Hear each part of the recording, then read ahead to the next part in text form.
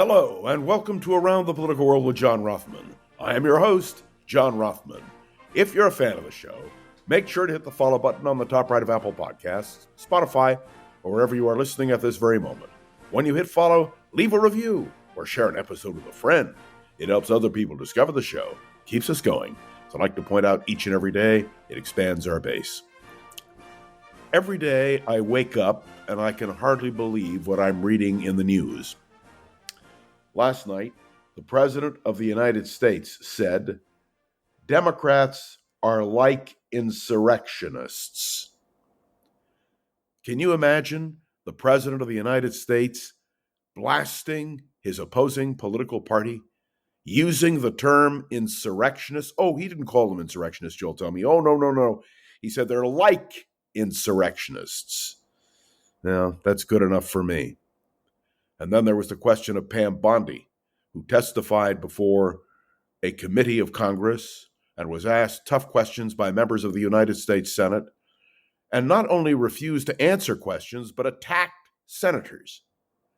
My friends, Pam Bondi should never have been confirmed as Attorney General of the United States. And the fact is that the White House then issued a statement saying how wonderful Pam Bondi is. If that doesn't give you pause for reflection, I don't know what will. And today we will witness the indictment of James Comey, the former director of the Federal Bureau of Investigation.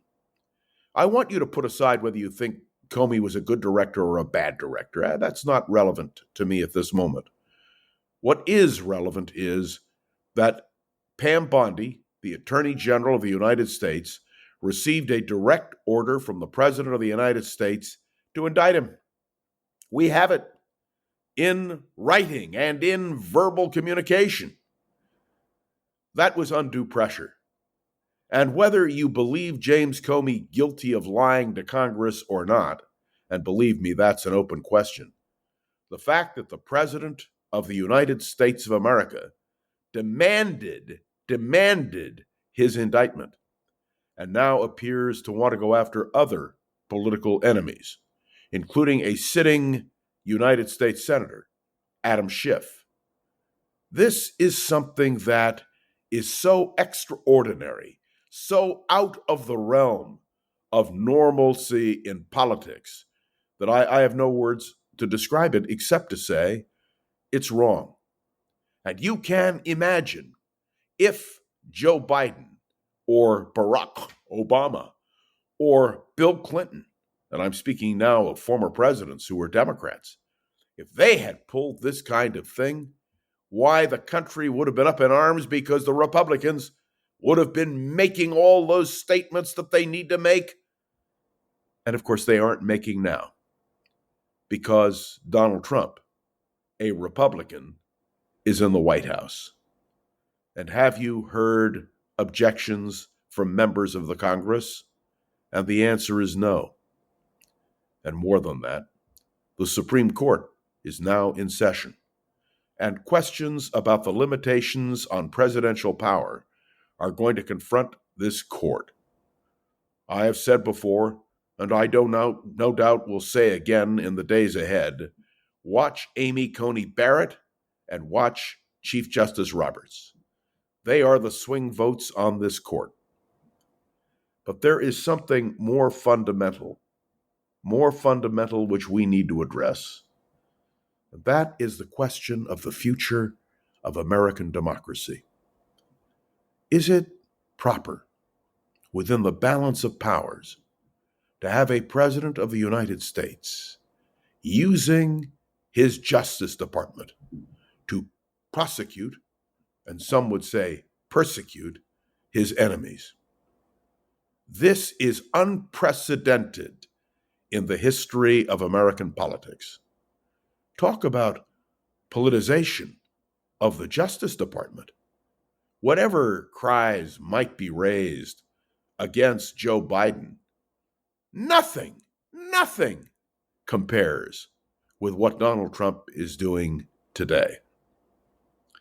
I will be watching, as all of you will be watching, what happens when James Comey comes to court. By the way, this is unprecedented. We have never had a former director of the FBI indicted at the instigation of the President of the United States. And we've had directors of the FBI who have done some things which perhaps would not be fully appreciated constitutionally. And I speak particularly of J. Edgar Hoover. But never have we ever seen this kind of abuse of power. And I want to say another word about abuse of power. This morning, National Guard troops from Texas are going to enter Chicago, Illinois. Never before have we seen such a misuse of the National Guard. Let me be clear. I was in Washington, D.C. when Martin Luther King Jr. was killed. Actually, to be precise, I was in New York and then Baltimore, but I came to Washington when the National Guard was deployed, a few days after King's assassination. I understood the reason in 1968 for the deployment of the National Guard in Washington. I do not understand how the National Guard was not deployed on January 6th. And may I tell you, I find it incomprehensible that the National Guard is deployed now. There is no Portland burning. There is no Chicago burning. There is no Memphis burning. And cities across the United States of America are now worried about the ability of a president of the United States, by executive order, to place National Guard troops in American cities. I have to tell you, this is an unprecedented, extraordinary time, and one which should cause each and every one of us to be concerned. Why?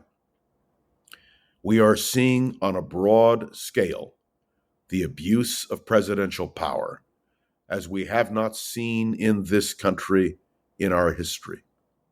I could today cite examples of presidents who I think have abused power, but nothing compares with what Donald Trump is doing now. To those who ask me whether I suffer from Trump derangement syndrome, the answer is no. I simply understand that when the President of the United States can say that Democrats are like insurrectionists, we have a serious national problem. When a president can order the National Guard into major American cities, we have a problem.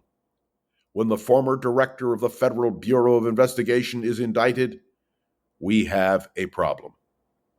Make no mistake, the next few weeks and months are going to be critical as real tests of the strength of American democracy.